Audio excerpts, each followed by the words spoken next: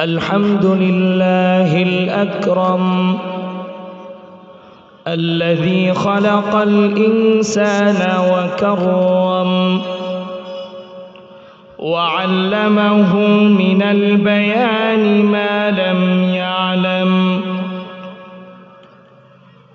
فسبحان الذي لا يحصى امتنانه باللسان ولا بالقلم ونشهد أن لا إله إلا الله وحده لا شريك له ونشهد أن سيدنا وسندنا وحبيبنا وطبيبنا وطبيب قلوبنا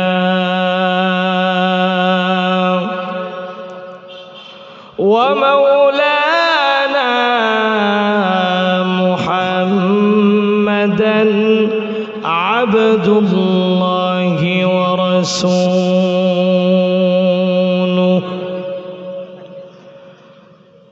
الذي أرسله الله تعالى بالحق كافة للناس بشيرا ونذيرا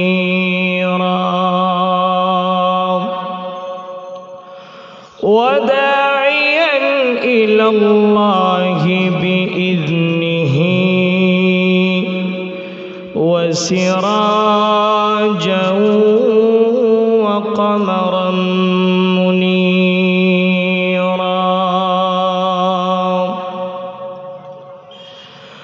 أما بعد فأعوذ بالله من الشيطان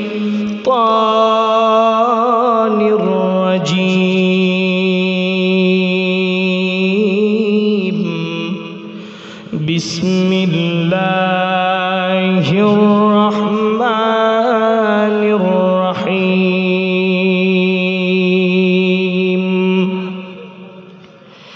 يرفع الله الذين آمنوا منكم والذين أوتوا العلم درجات وقال النبي صلى الله تعالى عليه وآله وسلم من قرأ القرآن فاستظهره فأحل حلاله وحرم حرامه أدخله الله الجنة وشفعه في 10 من أهل بيته كلهم قد وجبت له النار أو كما قال عليه الصلاة والسلام وقال تعالى في شان حبيبه ومحبوبه مخبرا وآمرا إن الله وملائكته يصلون على النبي يا أيها الذين آمنوا صلوا عليه وسلموا وسلموا تسليما সকলে জিকির করি লা ইলাহা ইল্লাল্লাহ জোরে লা ইলাহা লা ইলাহা লা ইলাহা জোরে লা ইলাহা ইল্লাল্লাহ জোরে লা ইলাহা ইল্লাল্লাহ লা ইলাহা ইল্লাল্লাহ লা ইলাহা ইল্লাল্লাহ লা ইলাহা ইল্লাল্লাহ জোরে লা ইলাহা अल्लाह अल्लाह क्या मुबारक नाम है अल्लाह अल्लाह तू मेरा माबूद है अल्लाह अल्लाह तू मेरा गफ्फार है अल्लाह अल्लाह तू मेरा सत्तार है ला इलाहा इल्लल्लाह जोरे ला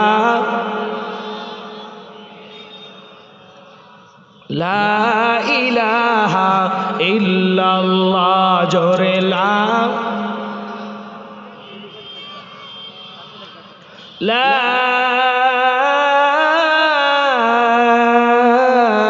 इलाहा इल्लल्लाह मुहम्मदुर रसूलुल्लाह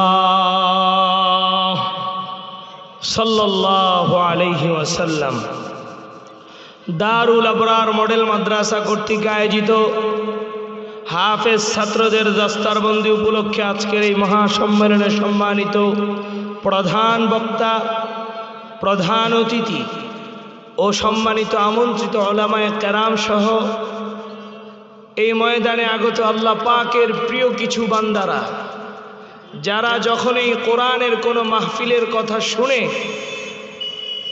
আর দেরি করে না, পঙ্গপালের মতো মাহফিলে দৌড়ায়া যায়, এটা আল্লাহর প্রেমের একটা নিদর্শন। কথা ঠিক কিনা? জোরে আওয়াজ দিয়ে বলেন ঠিক না বেঠি?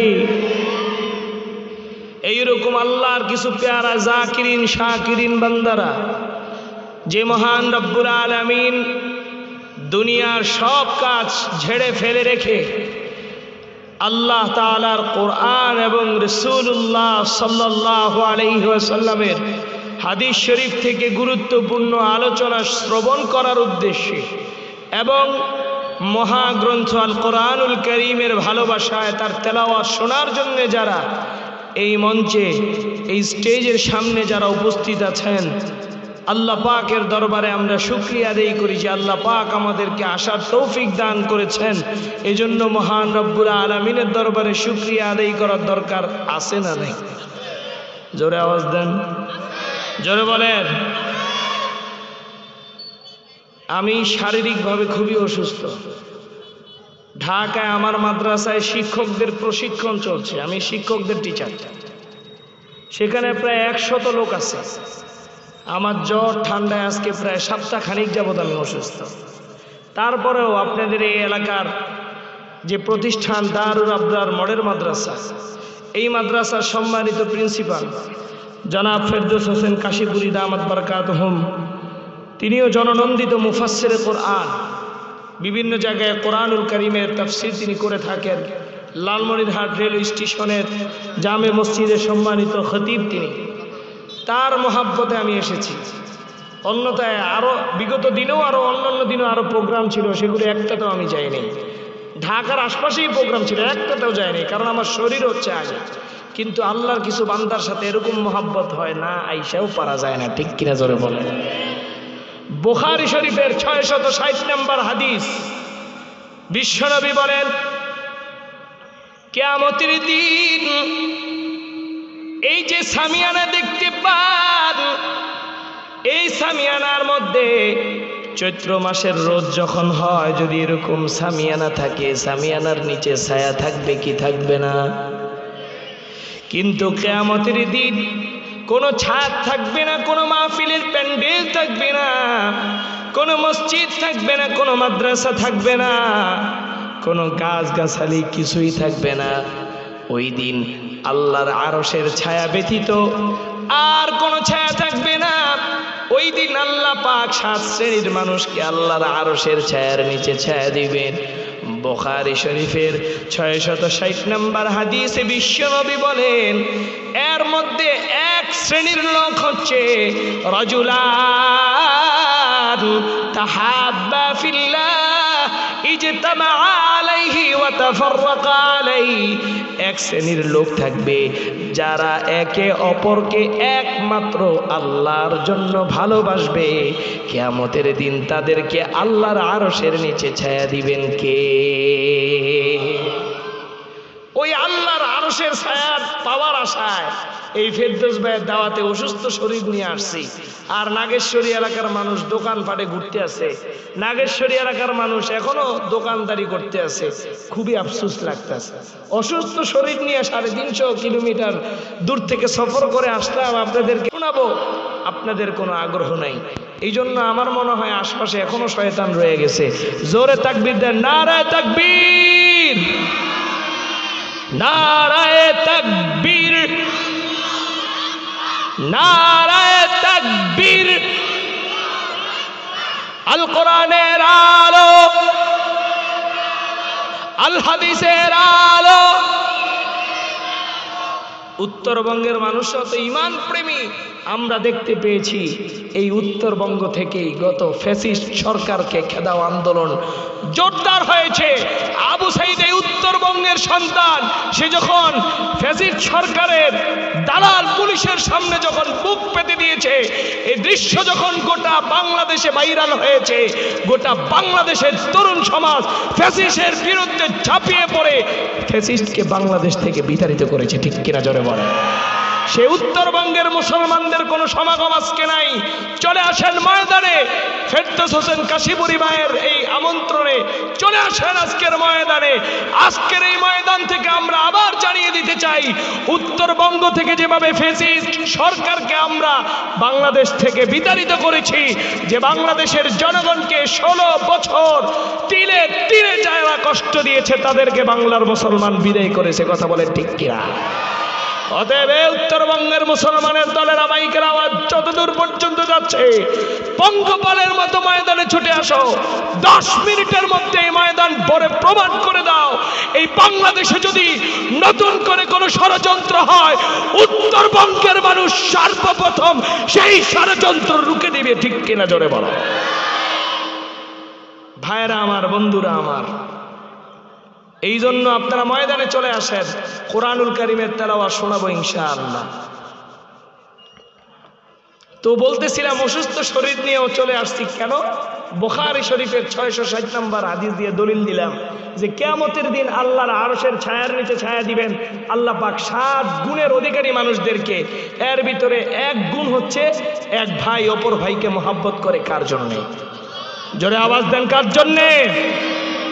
এই জন্য এই দারুল আবরার মডেল মাদ্রাসাকে আপনারা মহব্বত করবেন, এই মাদ্রাসার ছাত্রদের মহব্বত করবেন, এই মাদ্রাসার শিক্ষকদের মহব্বত করবেন, এই মাদ্রাসার পরিচালক জননন্দিত মুফাসসির কোরআন মাওলানা কাশিপুরী সাহেবকেও আপনারা মহব্বত করবেন। কেন মহব্বতের কারণ হচ্ছে তারা কোরআন পড়ে, কোরআন পড়ায়, কোরআন শিখায়, যার ফসল আজকে প্রায় কতজন হাফেজ ছাত্রদের পাগড়ি দিবে? 28 জন ছাত্র। আল্লাহু আকবার। ঢাকার বড় বড় মাদ্রাসায়ও 28 জন ছাত্রকে পাগড়ি একসাথে দেওয়া সম্ভব হয় না। আল্লাহু আকবার। কুড়িগ্রামের এই নাগেশ্বরীতে 28 জন কোরআনে হাফেজ পাগড়ি নিবে। এই মাদ্রাসাকে আপনারা কার জন্য মহব্বত করবেন? এই মুসলমান আওয়াজ দাও, কার জন্যে?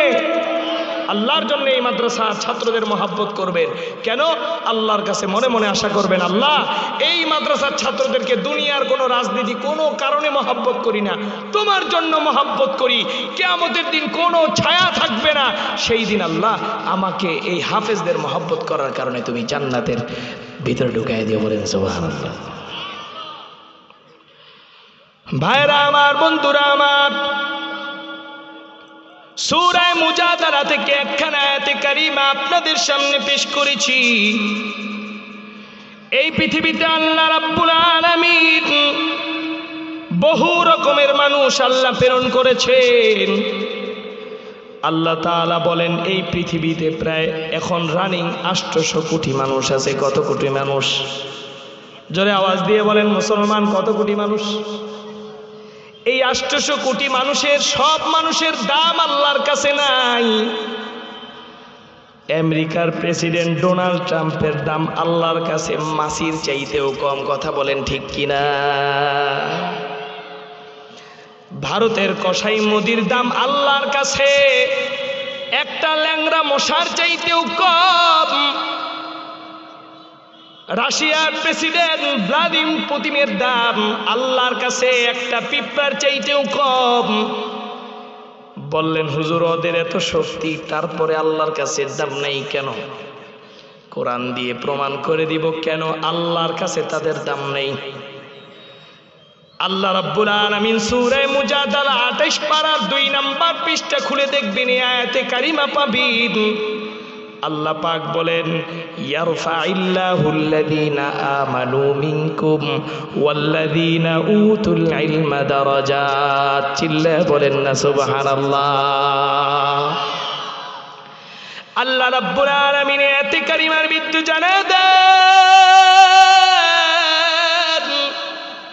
এই পৃথিবীতে হাজার হাজার কোটি কোটি মানুষ আছে, সব মানুষের সম্মান আমি আল্লাহর কাছে নাই। আমি আল্লাহর কাছে কার সম্মান আছে আল্লাহ নিজে জানায় দেন, ইয়ারফাইল্লাহুল্লাযীনা আমানু মিনকুম। হে মানুষের দল, তোমাদের মধ্য থেকে যারা ঈমান আনবে, আমি আল্লাহর প্রতি ঈমান আনবে, বিশ্ব নবীর প্রতি ঈমান আনবে, আল্লাহ তাআলার আসমানি কিতাবের উপর ঈমান আনবে, ফেরেশতাদের উপর ঈমান আনবে, তাকদীরের প্রতি ঈমান আনবে, আখিরাতের প্রতি ঈমান আনবে, ওই মানুষদের দাম আমি আল্লাহর কাছে আছে। বলেন সুবহানাল্লাহ। তাহলে আল্লাহর কাছে দাম আছে কার? আল্লাহর কাছে দাম আছে ঈমানদারদের।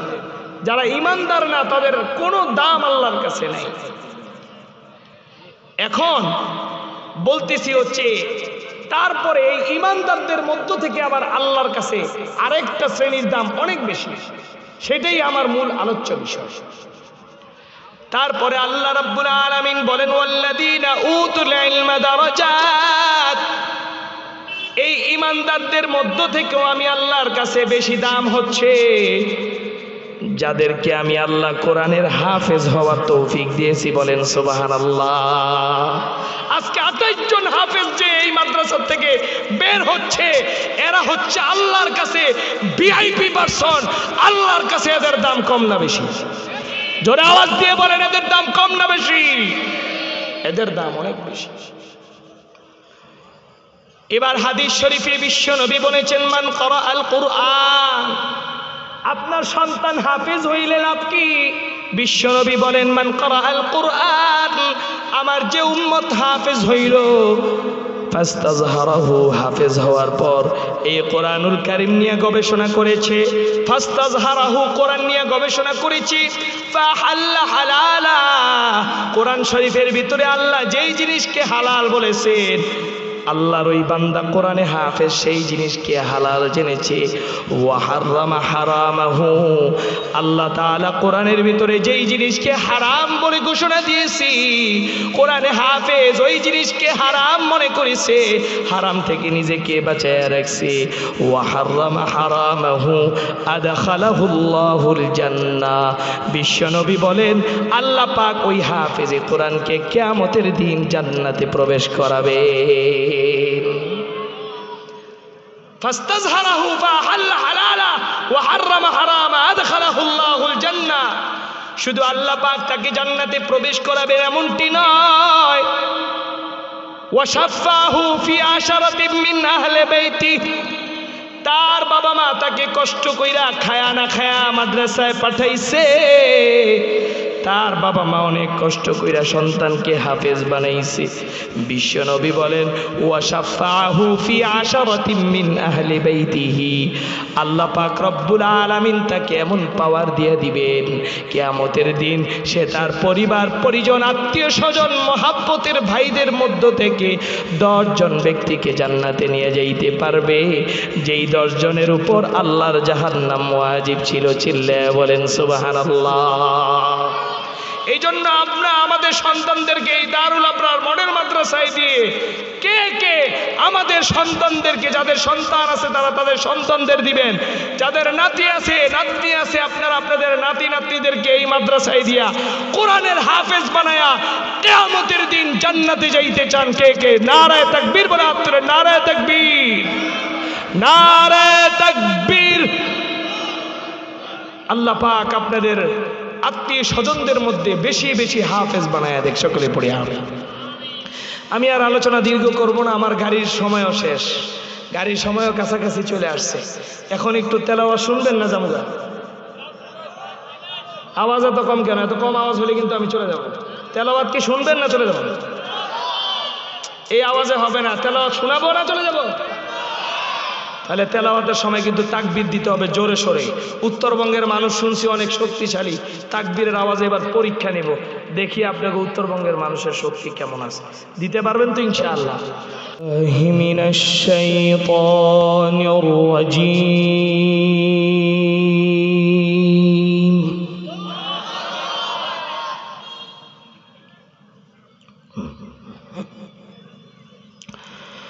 বিসমিল্লাহির রহমানির রহিম।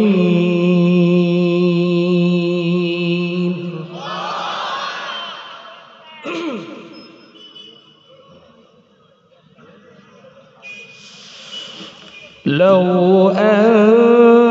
أنزلنا هذا القرآن على جبل لرأيته خاشعا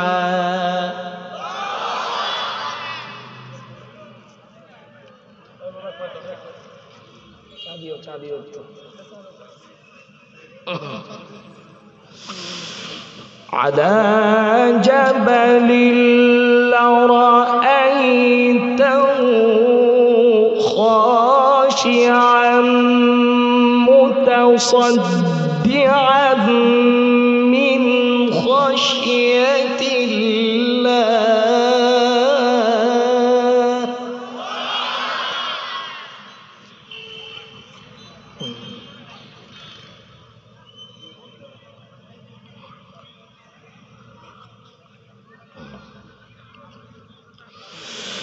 وتلك الأمثال نضربها للناس لعلهم يتفكرون.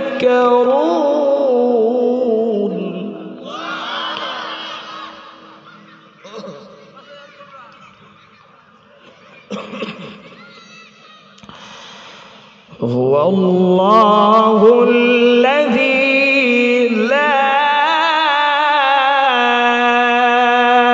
إله إلا هو.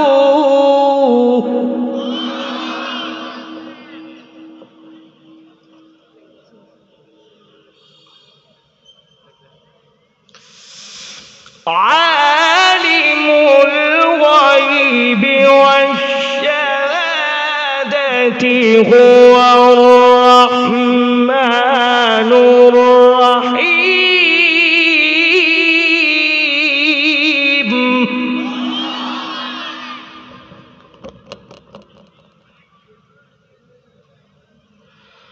هو الله الذي لا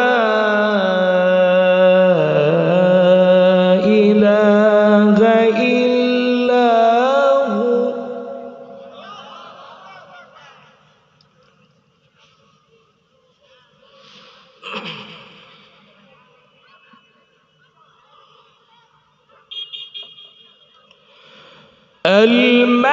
القدوس السلام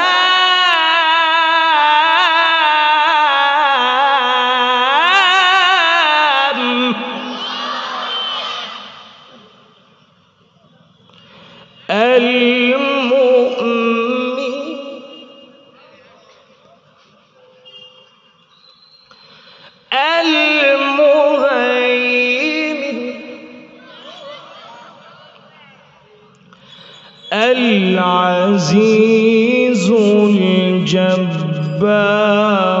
المتكبر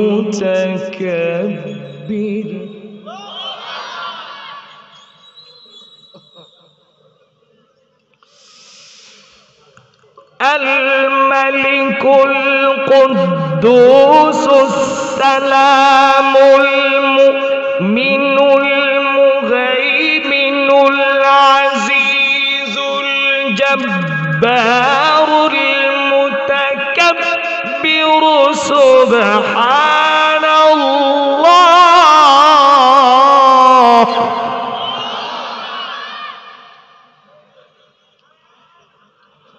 سبحان الله عما يشركون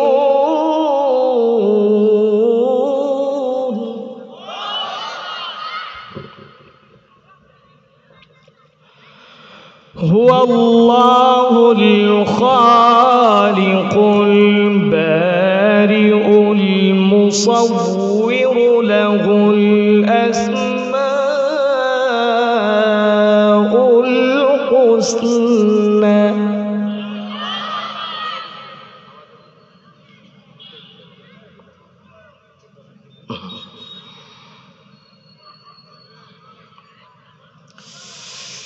يسبح له ما في السماوات والأرض وهو العزيز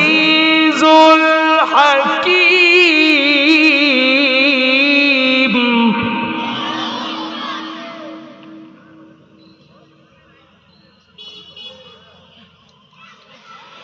بسم الله الرحمن الرحيم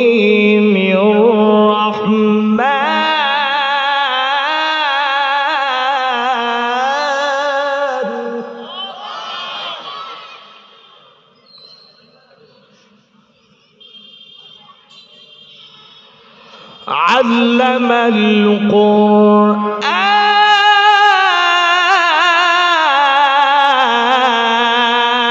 القرآن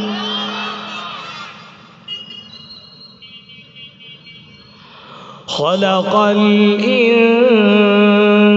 الإنسان علمه البيان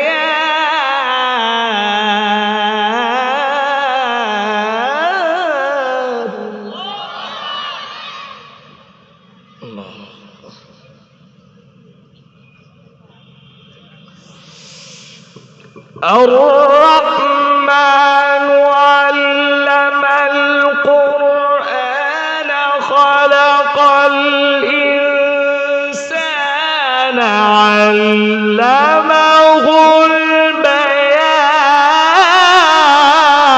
البيان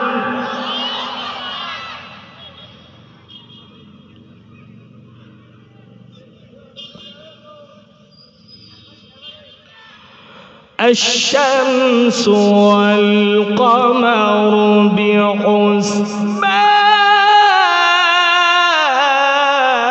بحسبان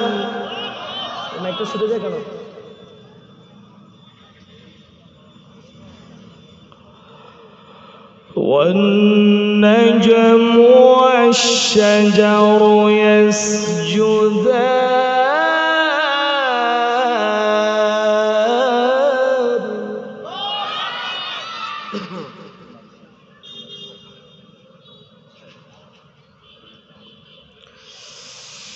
والسماء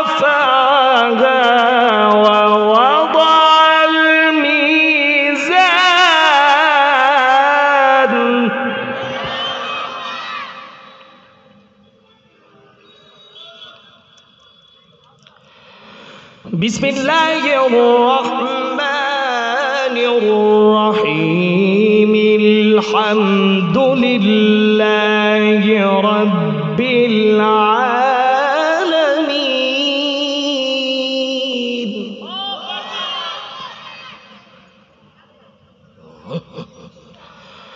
আর রহমানির রহিম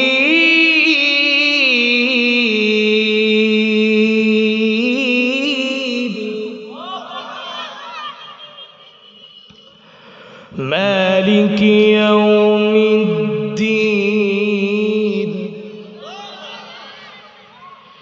إياك نعبد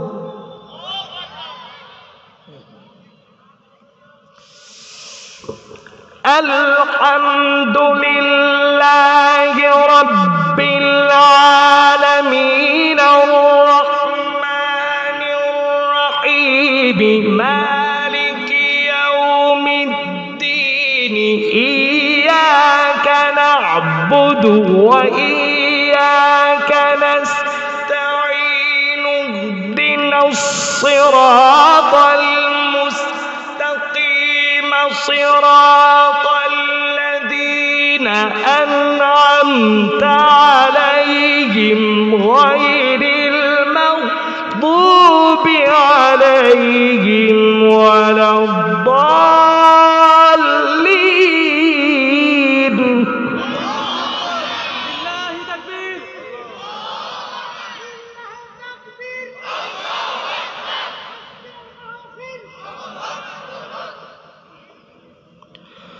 غير المغضوب عليهم ولا الضالين.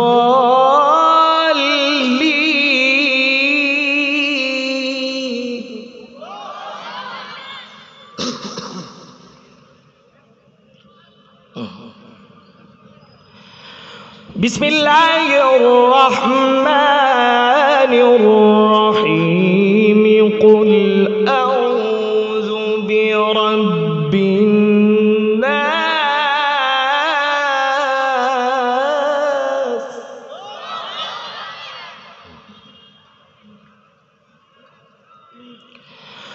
ملك الناس إله الناس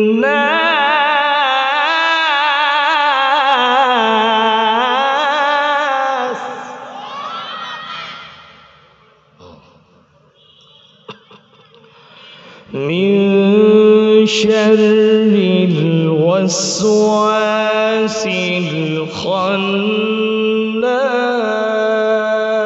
الخناس.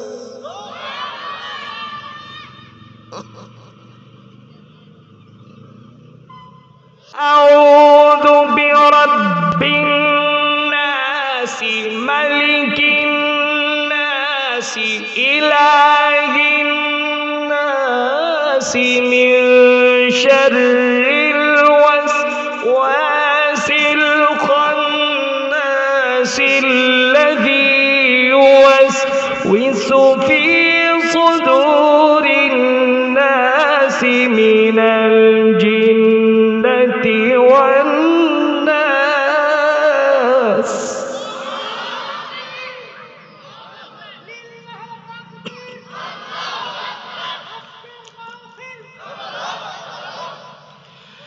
من الجنة والناس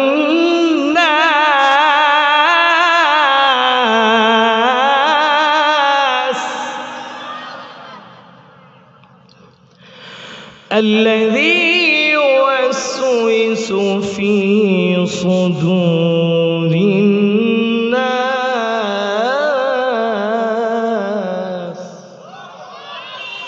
من الجنة